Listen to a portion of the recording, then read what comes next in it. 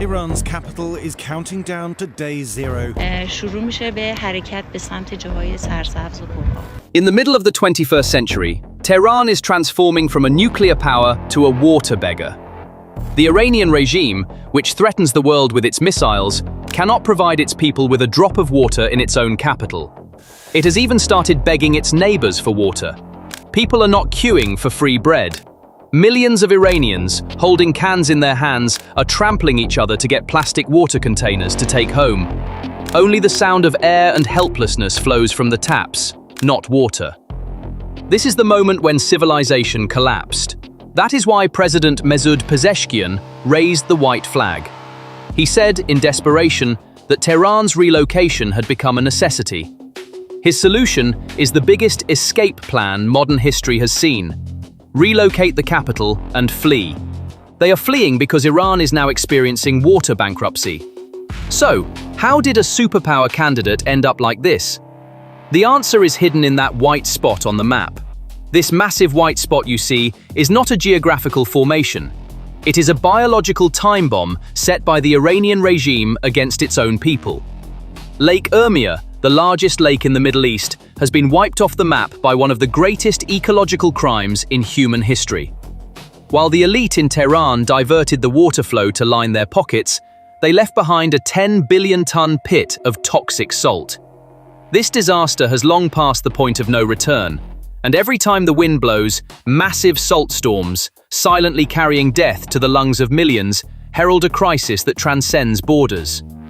What we are witnessing now is a much faster, much more deadly, and densely populated version of the Aral Sea disaster.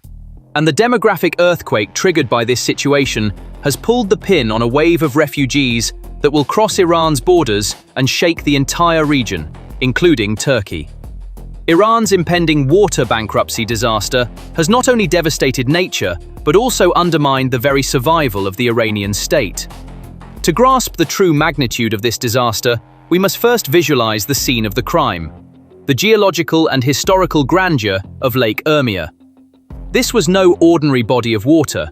It was a million-year-old heritage site hidden among the mountains, 1,270 meters above sea level. This massive body of water, stretching 140 kilometers from north to south, was 90 times the size of Manhattan Island and acted as a giant thermostat, balancing the region's climate. Designated a biosphere reserve by UNESCO in 1976, this basin was a delicate, closed-loop ecosystem that sustained Artemia shrimp, unique to this lake, and migratory birds. However, over the past 50 years, this natural fortress has been subjected to the most brutal and deliberate engineering assault in human history. Although the regime tried to convince the world that the cause of this drought was climate change, satellite images and data scream that the real culprit is a man-made system. Starting in the 1990s, the Iranian government systematically cut off the main arteries feeding the lake as part of its so-called development drive. Contrary to scientific facts, more than 40 dams were built on the 13 permanent rivers that kept the lake alive. The waters of vital rivers such as Zareen and Simin were imprisoned behind massive concrete walls before they could even reach the lake. So, where did these billions of cubic meters of imprisoned water go? This is where the dark side of the story, known as the Water Mafia, emerges. This water was diverted to agricultural products that consume excessive amounts of water and should never be grown in a semi-arid climate. In these lands where water is as valuable as gold, the cultivation of tropical irrigation-intensive crops like sugar beets and apples was encouraged for the enrichment of elites close to the regime. This agricultural plunder not only consumed surface water, but also targeted underground reserves. When the surface rivers dried up, the local population and businesses turned desperately to the underground. It is reported that the number of illegal wells dug across the basin exceeded 80,000.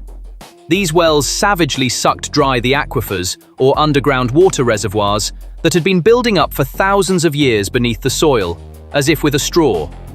Thus, the sources feeding the lake from below were also dried up, and the soil began to collapse and compact as it lost its water. As if all this exploitation of resources were not enough, one of the greatest engineering mistakes the human mind could conceive was built like a dagger plunged into the very heart of the lake, the Marta Kelanteri Highway. This 15-kilometer embankment road, built to connect Urmia and Tabriz, literally split the lake in two. The construction of the road stopped the natural circulation of water, accelerated sediment accumulation, and destroyed the lake's ability to clean itself. Once a single breathing organism, the lake was suffocated by this highway and transformed into two separate dying pools of water. Today, the figures document not a decline, but an extinction.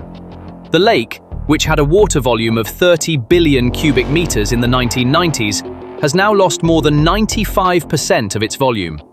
The beaches, once navigable by ships and thronged with tourists, have now turned into toxic salt deserts stretching for miles, dotted with abandoned piers. Satellite data confirms that the lake is no longer a permanent body of water, but only a temporary pool formed by seasonal rainfall. This picture is not a quirk of nature. It is an ecological crime designed, implemented, and completed for profit. When Energy Minister Abbas Ali Abadi appeared before the cameras on December 3rd, he was not actually announcing a new strategy. He was raising the regime's white flag of surrender. The minister officially confessed the shameful truth that had been hidden for years to the whole world by saying, "We will buy water from our neighbors." For a regional superpower, boasting of its hypersonic missiles and nuclear program, this sentence was tantamount to diplomatic suicide. The Tehran administration had succeeded in enriching uranium, but failed to fill its people's glasses. The most tragicomic and humiliating aspect of the situation was the address of the door at which Iran was begging for water. The modern Iranian state was forced to sit down at the negotiating table with Taliban-ruled Afghanistan to access the most basic source of life. This situation was the most concrete picture of Tehran's decline and helplessness in the regional hierarchy. So, is the crisis really that deep?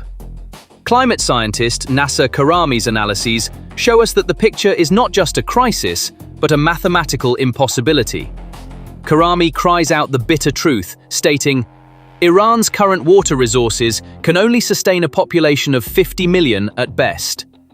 However, Iran's population is rapidly approaching 100 million. In other words, the regime is trying to keep alive twice the number of people that the geography can sustain, using depleted resources. This unsustainable equation has pushed the state to make a radical and humiliating decision.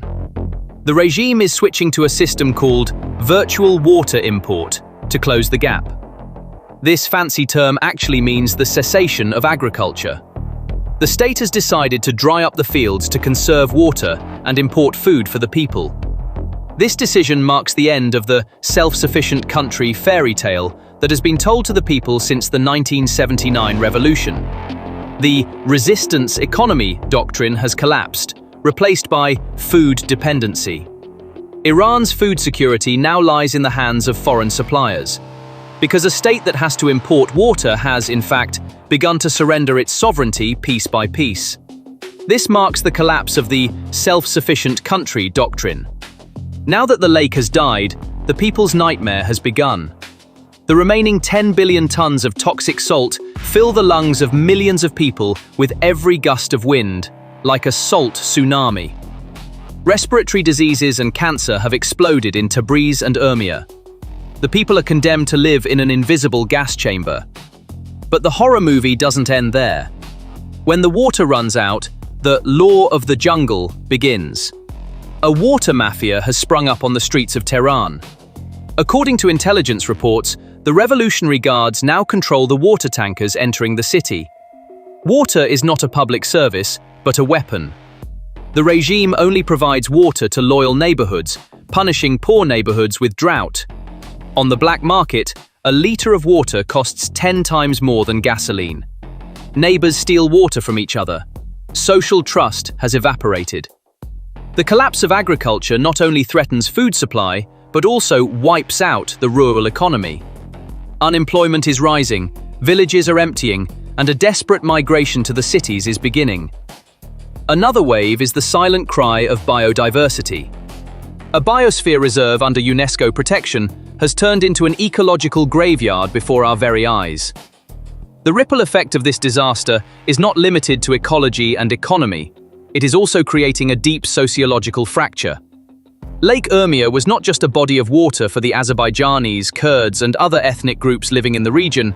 It was a cultural identity, a place of memory. The drying up of the lake is also drying up the lifestyle, traditions, and future hopes of these communities. The tourism sector has completely collapsed. Hotels, restaurants, and facilities along the lake's shore have turned into ghost buildings. Economic desperation is triggering social unrest. People see that the state's promise to protect them has failed, and that the state itself is the perpetrator of this destruction. This situation is fueling unprecedented levels of anger and distrust toward the Tehran regime. Now let's zoom out a bit and look at what this ecological disaster means for Iran and the region, the bigger picture. The Lake Urmia crisis is not simply a failure of environmental management for the Iranian regime. It is a strategic suicide that fundamentally undermines the regime's legitimacy. The picture before us is a scenario that Iranian officials and environmental experts would dread to see even in their darkest nightmares: climate-induced state collapse. Reports from former Iranian Ministry of Environment officials and international observers reveal a chilling reality. If the lake completely dries up and salt storms reach their predicted maximum intensity, it is estimated that 6 to 15 million people living in the region may be forced to abandon their homes. This is not just migration, but one of the largest demographic displacements in modern history, a movement on the scale of a migration of peoples. So, where will these 15 million people go? Tehran? The capital is already struggling with its own water crisis. Its infrastructure is collapsing, and traffic and air pollution are making the city unlivable. With unemployment and inflation at record highs and a housing crisis underway, Tehran does not have the capacity to absorb millions of new refugees. This situation will push the already existing social tensions in the capital to breaking point, creating an atmosphere of panic that will trigger street clashes and uprisings against the regime. Or will it be neighboring countries? Such a mass population movement in northwestern Iran will inevitably reach the Turkish border. Millions of people fleeing their uninhabitable lands to safer regions, namely to the west and north, would mean a massive refugee crisis and border security problem for Turkey and Azerbaijan. This is a scenario that would upset regional balances, strain NATO borders, and lead to serious geopolitical tensions between Iran and its neighbors. Iran's ecological collapse would become a package of instability exported to its neighbors. Taking an even deeper strategic view, this crisis has the potential to activate ethnic fault lines within Iran. The Urmia Lake Basin is a region densely populated by Azerbaijani Turks. The local population views the drying up of the lake not merely as negligence, but as a deliberate policy of the Tehran regime against them. The fact that structures referred to as the Water Mafia, which are intertwined with the Revolutionary Guards, are siphoning water from the region and diverting it elsewhere, reinforces the perception among the people that they want to drive us from our land. This perception can transform ecological victimization into political anger, fueling separatist or pro-autonomy movements against the central government.